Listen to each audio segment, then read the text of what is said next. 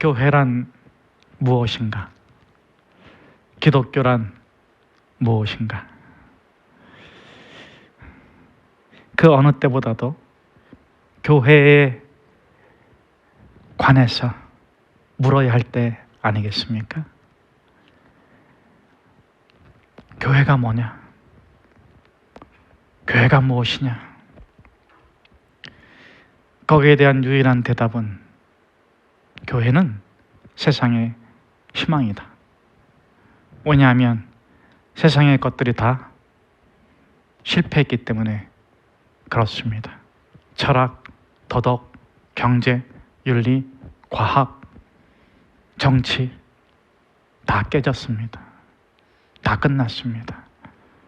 끊임없이 실패를 반복하며 이 세상은 파국으로 치닫고 있는 것입니다. 그런데 일각에서는 교회도 실패한 거 아니냐?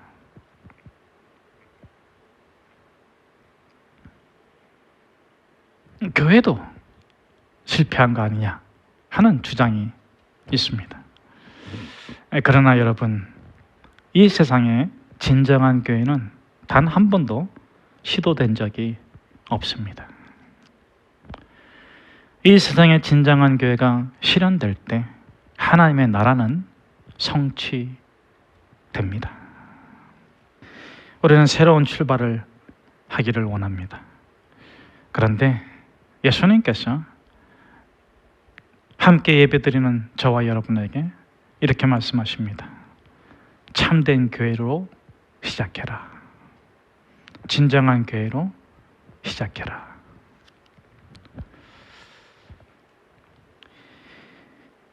새로운 세상이 열렸다. 새로운 시대가 개막되었다. 이 시대에 참된 교회가 되어다오. 여러분, 하나님은 그 시대를 구원하기 위해서 교회를 선택하십니다. 저는 저와 여러분이 하나님이 선택한 성도이기에 하나님이 선택한 교회가 되기를 주의 이름으로 축복합니다. 자, 오늘 본문은 바로 이 참된 교회의 시작을 알려주고 있습니다. 1절 말씀을 같이 한번 함께 읽도록 하겠습니다. 오순절 날이 이미 이름에 그들이 다 같이 한 곳에 모였더니, 자, 그들이 다 같이 한 곳에 모였더니 새로운 공동체, 진정한 교회의 시작이 되었습니다. 자, 근데 오늘 본문에서 강조하고 있는 것은 무엇인가? 언제, 어디서, 어떻게, 무엇이 중에서 언제? 오순절이 이르매를 이미 이르매. 여기서 이미 이르렀다는 것은 지나갔다는 의미가 아닙니다. 충만한 시간입니다. 흘러가는 시간을 말하는 것이 아닙니다. 절대의 시간, 결정적인 시간, 오랫동안 기다렸던 바로 그 시간이 왔다.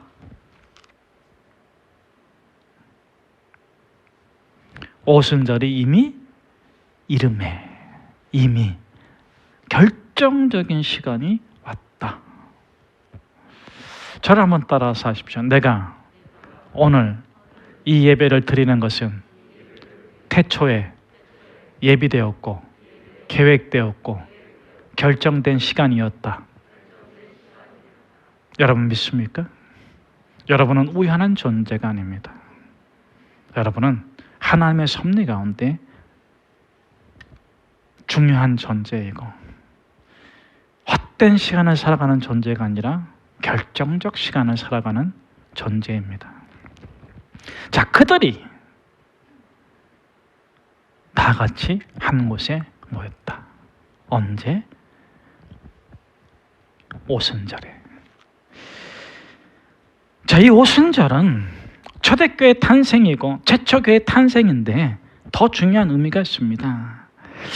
오순절은 이 본문에 말하는 이 시간의 오순절은 인류의 역사를, 인류의 시간을 양분하고 있습니다. 구약과 신약으로, 구약의 시대와 신약의 시대로 양분하는 분기점입니다. 이제 이 오순절날이 이미 이름에 왔음으로 인해서 구약의 모든 시대가 종결되고 이제 신약의 새로운 시대가 열리는 것입니다. 오늘 오순절이라는 이 절기를 통해서 5가지가 바뀝니다. 자, 그러면은 그 암호화된 이 오순절의 의미를 하나씩 풀어봅시다. 첫째, 이 오순절로 인해서 이미 오순절이 이미 이르렀는데 무엇이 바뀌냐? 첫째, 시간이 바뀌었습니다. 어떤 시간입니까? 이 오순절은 농사와 관계되어 있어요. 농사와 관계에서 보면 무교절에 이제 초실절이라고도 하는데, 곡식의 씨앗을 심고 오순절이 되면 밀을 마지막으로 해가지고 모든 곡물의 수확을 맞추게 됩니다. 자, 그럼 이 오순절부터는 어떤 게 열리냐면은 그 포도, 무화과, 석류, 올리브 이런 과실들을 거두는 시대가, 새로운 시간이 열리게 되는 것입니다. 자, 그러니까는 이 오순절의 시점이 어떤 거냐? 이 시기가 바뀌는, 시간이 바뀌는 거예요. 자, 그러므로 여러분 이제 곧 열매가 맺힐 거예요. 그러나 이미 열매는 맺혀지지 않지만은 시간은 시작되었습니다. 복역의 때는 끝났습니다. 노동의 때는 끝났습니다. 고통의 때는 끝났습니다. 보람의 때가, 기쁨의 때가, 회복의 때가, 수확의 때가 활짝 열리기를 축복합니다. 시간을 바꾸세요. 자, 두 번째 무엇이 바뀌었습니까? 이 오순절에 성전에 드리는 제물이 바뀝니다. 특별히 소제가 바뀌는데, 소제는 이 곡식 가루를 갖다가 이렇게 해가지고 드리는 전병, 성전에 드리는 전병이에요. 자, 무교절 때는 어떤 전병을 드릴까요? 성경에는 딱 2가지밖에 없어요. 무교병, 유교병. 둘 중에 하나 대답하면 돼요. 확률은 50대 50. 자, 그럼 무교절 때는 뭘 드릴까요? 그래도 저보로 대답하라고. 무교절 때는 이제 어려움이 시작되는 시기잖아요. 씨앗을 심어야 될 때는 씨앗이 가장 없을 때예요. 삶은 항상 이렇게 아이러니해요. 등잔 밑이 어두운 것처럼 씨앗을 심어야 될 때는 씨앗이 가장 없을 때야. 그래서 이 무교절 때는 무교병을 드립니다. 누룩을 뺀 빵을 제단에 드려요. 절제, 근면, 성실. 다가오는 겨울을 준비하는 것입니다. 자, 그런데 오순절이 되면 그 소재를 바꿔드립니다. 그럼 뭘로 드릴까요? 그렇죠. 유교병을 드립니다. 절기 중에서 누룩을 넣은 떡을 드리는, 누룩을 넣은 빵을 드리는 유일한 절기가 오순절이에요. 제물이 바뀌었다. 세 번째는 뭐가 바뀌었습니까? 세 번째 바뀐 것은 율법이 바뀌었습니다. 자, 율법이 바뀌었다는 말은 무엇인가? 여러분, 모세가 시내산에서 율법을 받았는데 그 시점이 뭘까요? 그렇죠, 오순절. 시반월, 오순절이 있는 그 달, 출애굽해서 2달 된 후에 시내산에 도착을 합니다. 2달 정도 돼가지고 시내산에 도착해가지고 거기 올라가가지고 이제 율법을 받는 거예요. 자, 그래서 율법을 받는 순간 그들의 율법이 바뀝니다. 그 전에는 어떤 율법입니까? 언약의 율법이고 구전으로 전해던 율법이에요. 자, 그런데 시내산에 올라가서 어떤 율법을 받습니까? 돌판에 새겨진 변개치 않는 말씀을 받는 것입니다.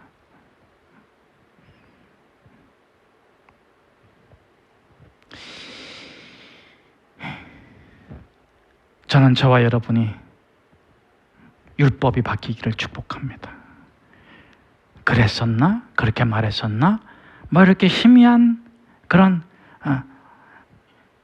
말씀이 아니라, 진리가 아니라 여러분의 신비에 하나의 말씀이 새겨지는 축복이 있기를 주의 이름으로 축복합니다. 아무리 내 상황이, 내 처지가, 내 지식이, 내 경험이 하나님의 진리의 말씀을 바꾸고 싶어도 여러분의 신비에 새겨진, 돌판에 새겨진 것보다 더 정확하게 신비에 새겨진 말씀이 아니야, 하나님은 사랑이셔. 아니야, 하나님은 나를 선택했어. 아니야, 하나님은 나를 축복하셔. 아니야, 하나님은 나에 대한 계획이 있어. 아니야, 하나님께서 우리 가정을 풍성케 해주실 거라고 했어. 여러분의 신비에 새겨진 하나님의 말씀이 축복으로 바뀌기를 축복합니다. 자, 네 번째 바뀌는 것이 무엇입니까? 네 번째는 목표가 바뀝니다. 그래서 이 오순절이 중요한 거예요. 자, 신의 삶까지는 무엇을 위해 살았습니까? 탈출. 어디서의 탈출? 애굽에서의 탈출. 애굽은 세상을 대표하고 죄악을 대표하고 고난을 대표하는 것이죠. 자, 거기서 탈출해가지고 탈출이 목표야. 그리고 신의 산에 도착했어요. 말씀을 받았어요. 이제는 어디로 갑니까? 여러분 어디로 갑니까? 여러분 어디로 갑니까? 출애굽을 탈출한 이스라엘 백성들에게 하나님이 가장 하지 말아야 될 것을 뭐라고 말했냐면 돌아가지 마라. 애굽으로 돌아가지 마라. 지지고 볶고 먹을 거 없다고, 고난스럽다고 애굽으로 돌아가지 마라. 저는 저와 여러분이 천국을 침노하기를 축복합니다. 저는 저와 여러분이 가나안을 성취하기를 축복합니다. 하나님께서 이 시대에 여러분들을 부르신 목적입니다. 여러분 목표를 바꾸세요. 여러분의 목표는 애굽이 아니라 가나안이고, 탈출이 아니라 정복이며, 도망이 아니라 의로움의 선한 일의 완성으로 살아가시기를 축복합니다. 자, 마지막 다섯 번째가 중요합니다. 마지막 다섯 번째가 바로 오늘 마가의 다락방에 있는 거예요. 자, 이 마가의 다락방에서 바뀐 것이 무엇입니까? 능력이 바뀌었습니다. 하나님의 나라를 회복하심이 이때니까. 때와 기한은 아버지께 속하였으니 너희가 알 바가 아니요 오직 너에게 무엇이 임하면 어디에서부터 어디까지? 구원받지 못했다는 게 아니에요. 예수에 대해서 알지 못했다는 게 아니에요. 의지가 없다는 게 아니에요. 그 하나님의 거룩한 가나안을 이루기 위한 능력을 받으라. 자, 그런데 그 날이 언제로부터 50일째가 되는 날입니까? 77절은 초막절, 초실절, 무교절로부터 49일인데 50일. 50일은 그 다음 날이에요. 그렇죠? 여러분, 언제로부터 이 50일입니까? 무교절은 제가 다 얘기해 드렸잖아요. 예수님께서 부활하신 후 며칠 동안 제자들을 만나셨어요? 40일. 그리고 10일이 지난 그날, 이 오순절입니다.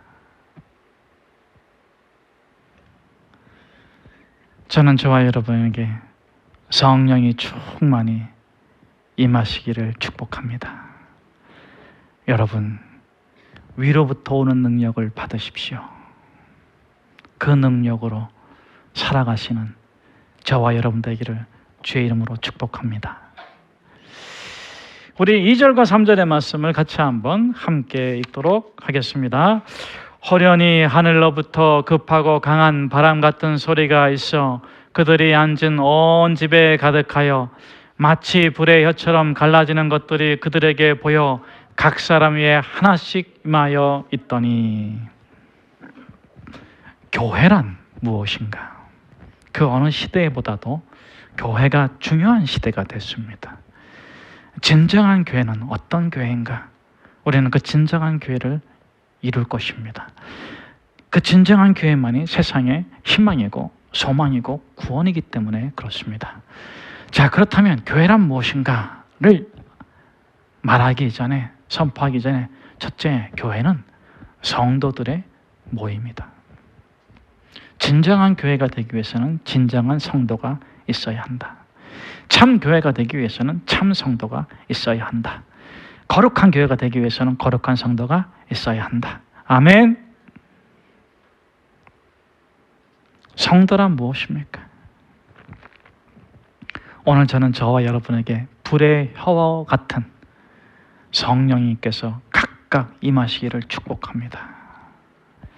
인격적인 신자, 거룩한 신자, 종합적으로 성령님의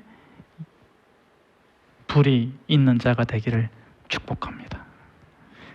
누가 세상을 바꿀 것인가? 된 신자가 세상을 참되게 합니다. 자, 된 신자도 두 종류가 있어요. 첫째는 물세례를 받은 신자가 있고, 둘째는 불세례를 받은 신자가 있습니다. 이 물세례를 받은 신자는 세 가지 표징이 있어요. 이사야서 61장 1절의 말씀이죠. 세 가지 표징이 있습니다. 내가 정말 된 신자인가, 참 신자인가, 진정한 성도인가는 이 세 가지를 묻고 답해야 돼요. 첫째, 상한 마음의 치유가 있습니다. 내가 주의 복음을 듣고 내 마음이 치유되고 있는가? 주 여호와의 영이 내게 임하였으니 이런 가난한 자들에게 복음을 전하게 함이라. 마음이 상한 자가 어떻게 되고요? 저는 저와 여러분의 마음이 회복되기를 축복합니다. 정말 결혼하고 나서 눈물을 3년 흘리고 일을 3년 악물고 선 터지게 3년 일했더니 먹고 살만하게 되어서 그렇게 고생시킨 남편을 두들겨 패는 부인이 아니라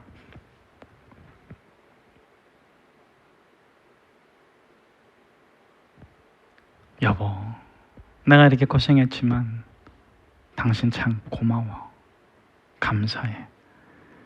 그러면 남편이 또 자기가 잘해준 것 때문에 막 이럴 줄 그러잖아요, 그렇죠? 예, 뭐 그렇지, 내가 역시 최고지, 뭐 그렇죠? 예. 그래, 지금은 내가 당신이 최고인 걸 인정해. 당신 최고야. 근데 당신을 최고로 알게 해준 분이 예수님이야. 내가 예수님 때문에 당신 사랑해. 당신을 최고로 여기고 살아. 두 번째 표징은 뭐냐? 눌림에서 자유. 가난에 눌려 있고, 건강에 눌려 있고, 관계에 눌려 있어서 견디지 못했던 사람들이 예수 믿으면 어떻게 돼요? 여러분, 사마리아 여인이 예수 믿고 어떻게 해요? 정오에 물을 길르러 온 여인이 사람들 눈이 무서워가지고 정오에 아무도 안 오는 그 시간에 태양볕을 맞으면서 땀을 뻘뻘 흘리면서 물을 길러 왔던 여인이 눌림의 자유를 얻고 나서 길거리로 가면서 외치지 않습니까? 여러분을 누르고 있는 무거운 돌이 치워지기를 축복합니다. 세 번째는 갇힘에서 해방을. 여러분을 가두고 있는 것이 무엇입니까? 빌립과 바울을 가두고 있던 건 감옥이었어요. 그런데 간수장이를 가두고 있던 건 뭐라고 그랬어요? 그렇죠, 죄책감. 언젠가는 보복당할 거라는 두려움. 내 몸을 상하게 하지 마라. 아무도 도망가지 않았다. 저는 저와 여러분이 여러분을 가두는 악한 영과 어둠의 세력과 세상의 권세로부터 해방을 누리시기를 축복합니다. 이것이 세례받은 증거입니다. 자, 그런데 오늘 본문에서는 불세례를 얘기하고 있습니다. 자, 불세례는 무엇일까? 불세례는 어떤 것일까? 오늘 본문의 말씀은 원시교회가 출발한 출애굽과 연결되어 있습니다. 그래서 한 모델을 통해서 설명하고자 하는데 그 모델은 바로 모세의 모세의 생애를 보면 세 가지 불이 그에게 임했습니다. 첫 번째 불은 3장. 하나님이 나를 건드셨다. 하나님이 나를 터치하셨다. 하나님이 나에게 찾아오셨다. 하나님이 나에게 말씀하셨다. 방탕과 방종의 삶을 끝내고 오직 믿음으로 구원받는 삶을 살아가라. 하나님으로부터 발견된 거예요. 의롭게, 즐겁게. 반드시 오늘 예배드리는 분에게는 하나님이 터치하셨어. 재발견하시기를 바랍니다. 자, 두 번째, 이 불꽃은 어떤 것이냐?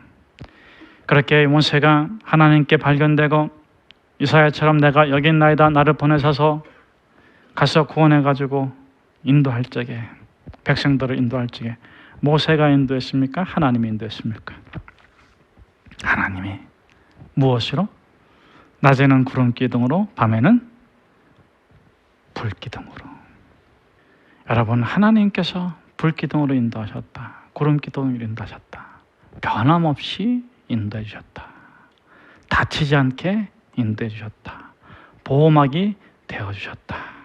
그 안에서 일어나는 모든 일들에 대해서는 선택권을 주시고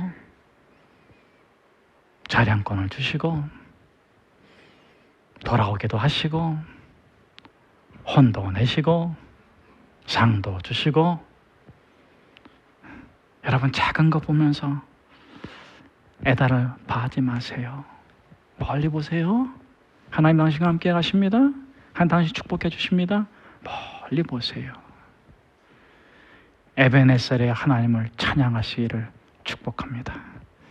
여러분, 작은 거는 흔들려도 괜찮아. 큰 것은 흔들리지 않은 사람이 성령을, 불꽃을 받은 사람입니다. 자, 세 번째 불은 어디 있습니까? 출애굽기 24장 17절 말씀. 산 위에 여호와의 영광이 이스라엘 자손의 눈에는 맹렬한 불같이 보였고. 모세가 시내산에 올라가서 십계명을 받을 적에 이스라엘 백성들이 멀리서 그 산을 바라봤는데 하나님의 영광이 임했어요. 하나님의 영광이 임했는데 이스라엘 백성들의 눈에는 그 영광이 맹렬한 불같이 보였다. 하나님의 불꽃이 임했다 하는 것은 뭐냐? 성령의 불꽃이 임했다 하는 것은 뭐냐? 말씀에 붙잡히거나 말씀을 붙잡거나. 내가 성령의 임재 가운데 산다는 것이 무엇이냐? 말씀에 붙잡혔거나 말씀을 붙잡거나. 어느 때는 그렇게 모세처럼 시내산의 광야에 있었던 것처럼, 광야에서 기도 시간을 가졌던 것처럼 말씀에 붙잡히는 때도 있을 거예요. 그러나 일상에 돌아와서는 어떻게 됩니까?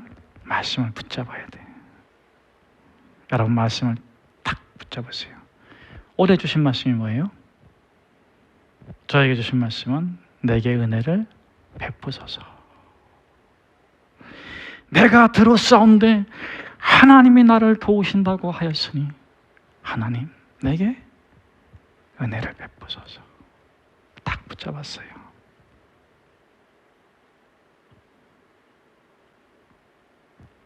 무슨 일이 있어도 그 말씀 안 놓을 거예요.